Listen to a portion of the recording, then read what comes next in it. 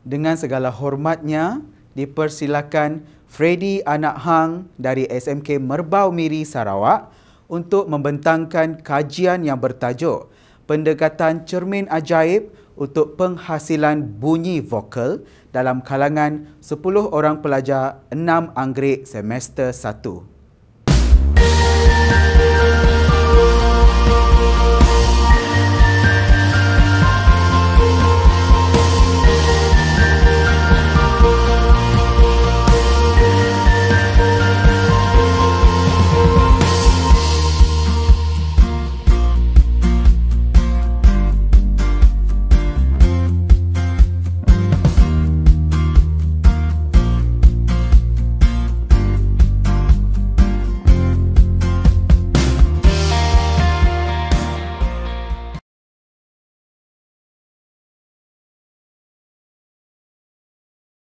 Salam sejahtera, saya Freddy Hang.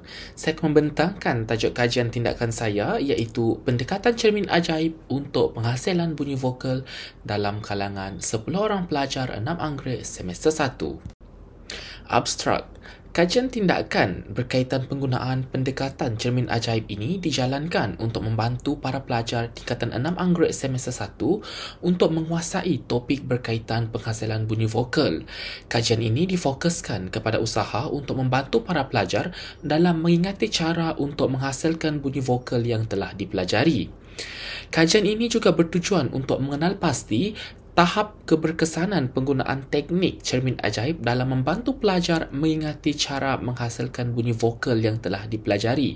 Seramai 10 orang pelajar tingkatan 6 Anggerik semester 1 telah dipilih sebagai responden kajian ini. Dapatan kajian menunjukkan bahawa terdapat peningkatan markah dalam kalangan responden kajian setelah mereka dedahkan dengan penggunaan pendekatan cermin ajaib. Refleksi pengajaran dan pembelajaran. Suatu kuis berkaitan cara menghasilkan bunyi vokal telah dijalankan terhadap pelajar tingkatan 6 Anggerik semester 1 untuk menguji tahap kefahaman pelajar tentang cara untuk menghasilkan bunyi vokal. Hasil dapatan telah menunjukkan bahawa masih ada dalam kalangan pelajar yang masih keliru dengan cara untuk menghasilkan bunyi vokal. Oleh itu, pelaksanaan kajian tindakan ini adalah untuk membantu para pelajar dalam mengingati cara untuk menghasilkan bunyi vokal. Kajian ini difokuskan untuk membantu para pelajar dalam mengingati cara-cara untuk menghasilkan bunyi vokal. Selain itu, kajian ini juga dijalankan untuk membantu para pelajar sewaktu mereka menjawab soalan objektif iaitu soalan yang berkaitan dengan huruf vokal dan diftong. Objektif pelaksanaan kajian ini adalah untuk membantu para pelajar untuk mengingati cara untuk menghasilkan bunyi vokal yang telah dipelajari dalam bab 2 iaitu berkaitan bab fonologi. Manakala untuk objektif khusus pula, kajian ini dijalankan untuk mengenal pasti tahap keberkesanan penggunaan teknik cermin ajaib dalam membantu para pelajar mengingati cara untuk membunyikan huruf vokal dan untuk membantu para pelajar menjawab soalan-soalan dalam bahagian A iaitu soalan berkaitan dengan vokal. Kajian ini disasarkan kepada 10 orang pelajar 6 Anggerik semester 1 yang mendapat markah kuis yang kurang memuaskan. Tinjauan masalah. Semasa sesi menyemak soalan kuis yang telah dijawab oleh para pelajar, pengkaji mendapati bahawa terdapat beberapa orang pelajar yang masih lagi mengalami masalah untuk mengingati cara menghasilkan bunyi vokal. Perkara ini amat membimbangkan kerana sekiranya asas pelajar dalam menguasai topik berkaitan huruf vokal berada pada tahap yang lemah, perkara ini akan menyebabkan mereka mengalami kesukaran untuk menjawab soalan-soalan berkaitan bab fonologi dalam bahagian A.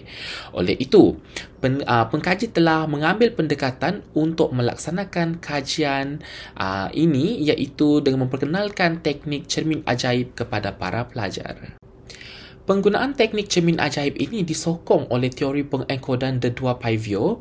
Menurut Pivio, teori ini memodelkan pemikiran manusia ke dalam dua sistem pemprosesan yang dominan iaitu secara verbal dan bukan verbal iaitu pemprosesan maklumat secara visual. Hal ini bermaksud apabila sesuatu gambar atau image itu dienkodkan, maka maklumat tersebut dienkodkan secara visual dan verbal. Oleh itu, pemilihan teori ini amat bertepatan dengan teknik yang digunakan untuk membantu para pelajar dalam mengingati gambar atau visual yang dilihat oleh mereka melalui pantulan imej pada cermin sewaktu mereka menghasilkan bunyi vokal seperti A, E, I, O dan U. Sebagai contoh, apabila pelajar menghasilkan bunyi vokal depan luas iaitu vokal A yang dibunyikan dengan bunyi A, pelajar akan dapat melihat keadaan bibir mereka. Adakah bibir mereka berada dalam keadaan hampar, bundar maupun neutral. Selain itu, pelajar juga akan dapat melihat keadaan lidah mereka. Adakah lidah mereka diturunkan serendah-rendahnya ataupun lidah itu dinaikkan setinggi-tingginya untuk menghasilkan bunyi vokal A tersebut. Untuk analisis tinjauan masalah, 10 orang pelajar 6 anggrek semester 1 yang memperoleh markah kuis yang rendah tadi telah dipilih sebagai responden bagi kajian yang dijalankan ini. Berikut merupakan markah yang diperoleh oleh 10 orang pelajar ini. Paparan skrin menunjukkan jadual yang menunjukkan markah yang diperoleh oleh 10 orang responden sewaktu mereka menduduki ujian pra. Setelah mendapati markah kuis pelajar agak kurang memuaskan, pengkaji telah mendedahkan kepada para pelajar berkaitan penggunaan teknik cermin ajaib untuk membantu mereka menjawab soalan berkaitan bunyi vokal. Selepas pelajar didedahkan dengan pendekatan tersebut, pelajar dapat melabelkan keratan rentas lidah dengan betul. Perkara ini dapat membantu pelajar sewaktu menjawab soalan berkaitan penghasilan bunyi vokal. Penilaian. Setelah didedahkan dengan teknik pendekatan cermin ajaib ini selama 4 minggu, pelajar menunjukkan perubahan yang positif apabila mereka dapat melabelkan keratan rentas lidah dengan betul. Perkara ini sudah semestinya akan membantu para pelajar dalam menjawab soalan berkaitan cara untuk menghasilkan bunyi vokal yang terdiri daripada vokal A, E, I, O dan U.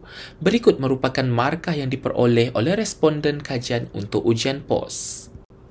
Paparan skrin menunjukkan markah yang telah diperoleh oleh 10 orang responden bagi ujian POS yang telah mereka duduki.